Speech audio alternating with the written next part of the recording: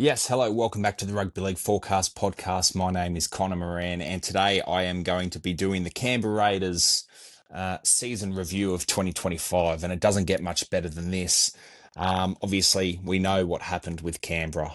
The majority of people in the rugby league community tipped them to be bottom four, including myself, and they ended up winning the minor premiership. So um, basically, Canberra and Ricky Stewart shut on all of our faces, and they did a good job of it too. So, um, it, in all seriousness, though, it was one of the best performances I've seen from a football team through a regular season in the NRL era. I mean, you look at this; they only lost 5 games all year, and if you look back at the Vegas game back in round one against the Warriors were heavy favourites going into that game. I think they were around $1.40. And, you've got to think back then too. James Fisher Harris was a new buy at the club. Um, there was so much to look forward to with the Warriors, that their fan base, their supporter base. I remember when the Raiders ran out, there was Raiders fans doing Viking claps and whatnot, but there was just this Warriors chant that was just continually going on through the game. So the Waz fans certainly travelled there. They had a huge support base go and support them in Vegas, and I just thought that Canberra really made a statement round one. They said, you know what, we're here to we're here to play football this year, and I think they did a terrific job at it. And why do I think that? I think they did that. I think they did a terrific job at it because I feel like they were one of the most consistent sides of the year. And I mean one of the only consistent sides of the year. If we look at the team that ended up winning the premiership, the Brisbane Broncos, I would say they were very inconsistent through the year. There was talks around mid-season, around round 12, round 13, that Michael Maguire should be sacked. They ended up winning the comp, but Brisbane were in a hole halfway through the year. That they were Manly put 30 odd points on them in round 13, and I remember the media thinking, Brisbane, are they cooked? Has Madge? I remember the media coming out, journalists questioning whether or not Madge has cooked them too early, in terms of, there's this thing in perception in the media out there that Michael Maguire trains his teams too hard. Well, fuck, he might, but look at the results at South Sydney. 2014 premiership, gets there 2012, ends up leaving at the end of the 2017 season. Then Anthony Seibold comes 2018, then Bennett takes over in 2019. And what Michael Maguire did at South Sydney was, he had a side that John Lang had for a few years there at South Sydney around '09 to 2011. He had a side there that probably weren't ready for a premiership in 2012, but he had a side that he was ready. It was reasonably built, and he could work around it. If you look back in, back in '09 to 2011 for South Sydney, there was Isaac Luke, there were all these players, but um, John Sutton, Sam Burgess, Reese Wesser. It was actually a fullback for South Sydney. He went to Souths, and Greg Inglis and all that. So, Michael Maguire did a really good job at the Broncos this year, considering how inconsistent they are. But the reason I'm bringing up Michael Maguire and the Broncos right now is because I believe that if the Brisbane Broncos lose that game, and you know what I'm talking about, the best game of the year. If Brisbane lose that game, I think Canberra get to the grand final, and I think they get there quite easily, and I think they have a good shot at winning the premiership. So that's, you know, the fact that the most consistent side of the year were beaten by an inconsistent side, which really decided the team's fate at the end of the year. Whether or not they're going to win the comp, I don't know, but I think it's fair to say they probably would have been in the grand final. Goes to show how hard it was to predict this year in the NRL. The Raiders, they finished with the minor premiership. They won 19, they lost 5, but I don't think any supporter base would be prouder of their team. But I also don't think that any other supporter base would be more disappointed in their side, in the way they went out in straight sets. To win a minor premiership is such a hard thing to do. To win a minor premiership is so rare. and it was the first minor premiership in over 30 years for the club. An amazing achievement, but they should have gone further. Even in 2019, the Raiders made the grand final against the Sydney Roosters, but their season wasn't overly consistent either. Yet they made a grand final. Yet when it counted, they showed up and they won. They won games. They didn't win games when it counted, but they won through the year in the regular season. So that's something that I'm sure will be burning them. Something that I'm sure they will be really struggling with processing. And even though that game was back in September last year, they would still be in so much pain. And it's only 4 or 5 months later.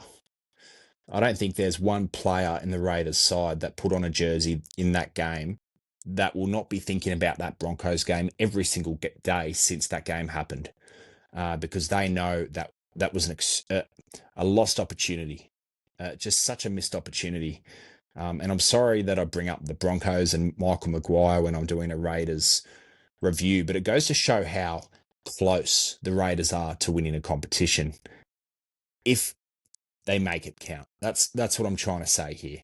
So Brisbane, for me personally, the Raiders were a better team than Brisbane through the year, and obviously the minor premiership shows that they were, but Brisbane won when it counted, and that's something that the Raiders need to do. That's something that if they can do it, and if they can make it click, then I believe that they can win a comp.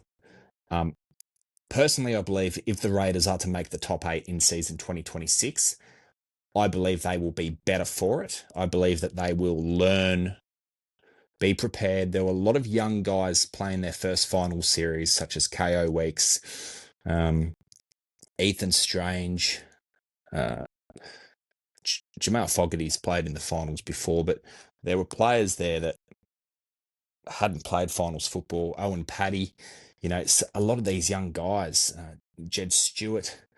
Um, there's probably about 6 or 7 guys in that side that hadn't played finals football.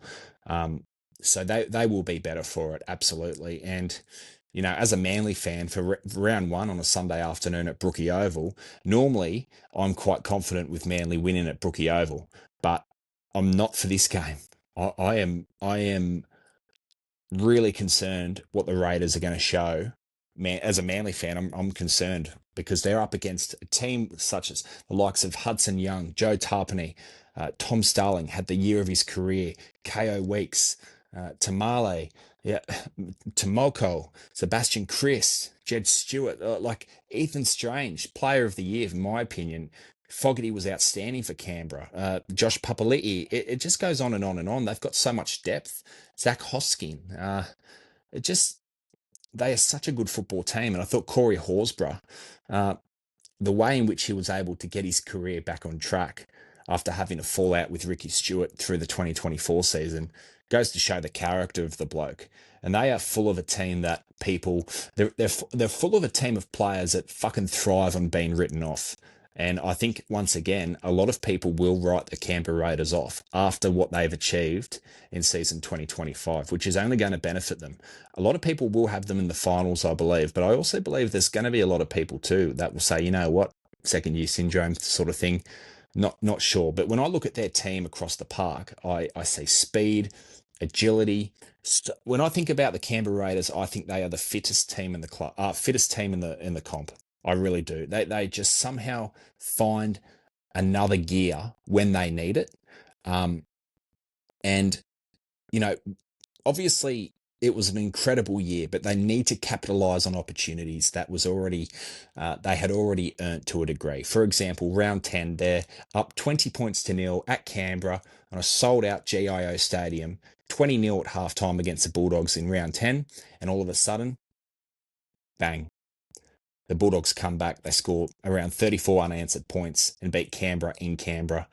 And I don't think it's fair to say that the Raiders gave up in that game, but it's fair to say that the Bulldogs found a way that they shouldn't have found. And there's a lot that the Raiders need to work on. In fact, I think there's more that they need to work on than some other teams in the top that made the top four, even though they won the minor premiership. We talk about consistency, momentum. How do you change momentum? How do you gain momentum? Those things, just clarifying for the players, over clarifying, how can we do this better? How can we do that better? And just simplifying it for these younger players that haven't had much experience, not just in finals, but in first grade, but simplifying what is needed from a Canberra Raider to win a comp for the first time since 1994. That's what they need to do. And I think they can do it. I genuinely think they're a team that can win the premiership in 2026. They're not in my grand final, but I do believe that they can do something really special. It's going to be really interesting to see what they do now that Jamal Fogarty has left and gone to the Manly Sea Eagles. Really going to be interesting. They've bought Kobe Black from the Brisbane Broncos. Is he going to wear the 7 round one? Personally, I believe Ethan Sanders will wear the 7. He played a game at halfback against the Roosters this year where the Canberra Raiders won, and it was a great game of football, really high quality game of football. I think the thing about Ethan Sanders too, that the Raiders bought him from Parramatta last year, is he has a really good kicking game as well, and he's a great goal kicker as well. So that's something that they needs to come into consideration when picking who will wear the number 7 to start the season. Look, you'd have to give Ethan Sanders at least the first half of the season and see how they're travelling, and I think Kobe Black no doubt will be a future half for them. Such raps on this kid. Because Ethan Strange, he can also move from 6 to centre as well. He played centre in the junior under-19s Origin games as well. He carved up at centre. A terrific player, Strange, but he's so talented, he could play a couple of different positions as well. So their depth is unbelievable. Their system is proven. Their system works. What Ricky Stewart has brought to the Raiders is something so rare, something so special. And I think as a Canberra Raiders fan, you're probably disappointed more than most supporters in the way in which the season finished. But you must be extremely proud of the consistency that they showed through the year. But they just need to make sure that they capitalise on the opportunities when they need to. They need to simplify shit. Like, I feel like they panicked, and in the finals, I feel like they just panicked and they overthought the process. They didn't defend when they needed to defend. They didn't complete their sets when they needed to complete their sets. Their discipline let them down, and they looked tired. And they, for me, I wonder if the finals just drained them even before they got onto the football field. The experience of making finals, they played well against Brisbane, not great, but they played well enough to almost win 3 times. But you know, I understand I keep going to that Brisbane game, but when I just think about the Raiders 2025, I think the most impressive side of the comp, but I also think so disappointing as a rugby league fan that loves Canberra. I'd love to see them win a comp. I've never seen in my life. I was born December 1994. I've never seen Canberra win a comp. They won a comp a few months before I was born for Mal Meninga's farewell game against the Canterbury Bulldogs with that intercept try at the Sydney Football Stadium. But look, they've won 19 in 19 games. They lost 5. They were the 4th best attacking side in the comp. 4th best attacking side in the comp. If someone told me that at the start of the year, I would have been telling them they're dreaming. 5th in line breaks, meters gained. They came 8th, tackle breaks 3rd, and completion rate 5th. The Raiders, for me, are definitely a contender for 2026. Absolutely. Not sure if they can make the 4. I wouldn't write them off of making the finals because the thing about this year too is teams around the 8 are going to strengthen. You look at the Roosters and you can't help but to think they're probably going to somehow make the 4 just based on that roster. Fucking unbelievable. You look at all these different sides that will improve. Parramatta will improve, and the competition will be better for it. But the Raiders, for them, it's. I think if you'd ask Ricky Stewart, would you rather them finish 7th or 8th and then capitalise on the opportunities in the finals where, like, when it counts, that then they win games? He'd obviously take that in a heartbeat to get them to a grand final. I think the players will be better for it. But Manly up against Canberra in round 1, 2026. That's going to be a fucking outstanding game of football. It'll be no doubt a sellout at Four Pines Park, Brookvale Oval. And I've got no doubt in my mind that the Raiders can win that and win that pretty easily. And that's coming from a Manly fan. I want Manly to win, obviously. I mean, I'll be cheering them, my heart will be with them, but my head is saying Canberra will win that.